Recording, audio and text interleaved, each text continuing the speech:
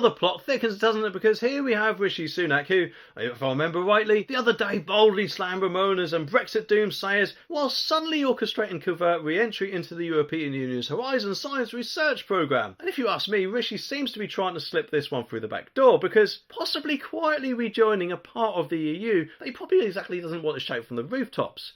But so, Rishi, people do need to know. But this does raise some intriguing questions, doesn't it? I mean, just how slippery is this slope going to be? And how long, of course, before we suddenly find ourselves, in effect, a full EU member again if we keep signing up to bits and bobs every so often? It's kind of like saying you're on a diet, but you keep sampling them desserts, oh boy! And there's also talk of a conversation with the European Commission's President, Ursula von der Leyen. And you can almost hear them, can't you, discussing terms like characters in a spy movie. But Rishi, apparently ever the cautious person, drops hints of possible breakthrough, suggesting that discussions have been extensively involved. As if he's saying, we've had some heart-to-heart chats and I think we might be able to kiss and make up. The thing is though, Rishi, we voted to leave. And that means leaving all institutions connected with the EU, in my opinion. I mean, you don't ring up to leave Sky, but then still expect to watch Sky movies, do you? Although apparently also Rishi is concerned about value for money. It's not surprising at all, is it, considering the amount of value, we've been getting from the millions of pounds that we've been giving France over the years to stop, the illegal boat people. With each time, of course, promises being made, presumably like, don't worry, we know what we've done wrong this time,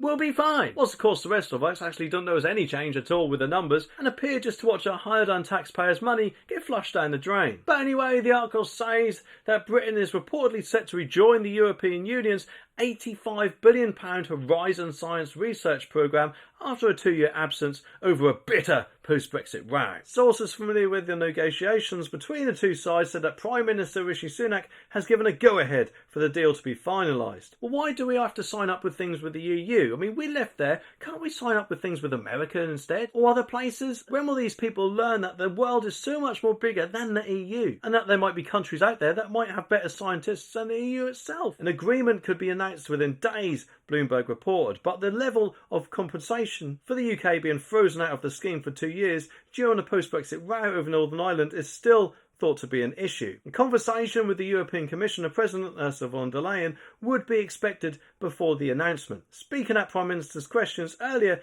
Mr Sunak said his priority and preference was to associate with the Horizon, but on terms that are right for both the British taxpayer and for British science and research. And in a hint of a possible breakthrough, he added that the government has been extremely involved in discussions. Probably about how to bend over, I'm guessing, but anyway, with the EU, and I hope to be able to conclude those successfully. Whitehall sources said that in July, a draft deal was with the Prime Minister, prompting scientists to cautiously celebrate the development. But Downing Street said that a UK-based alternative, known as Pioneer, remained on the table, as Mr Sunak continued to be concerned about value for money. And apparently Horizon is a coalition involving Europe's leading research institutes and technology companies. EU member states contribute funds which are then allocated to individuals or organisations on merit. Britain apparently continued to participate following Brexit, but was locked out during the row over trading rules for Northern Ireland in 2020. Well, to be honest, we actually left formally in 2020, so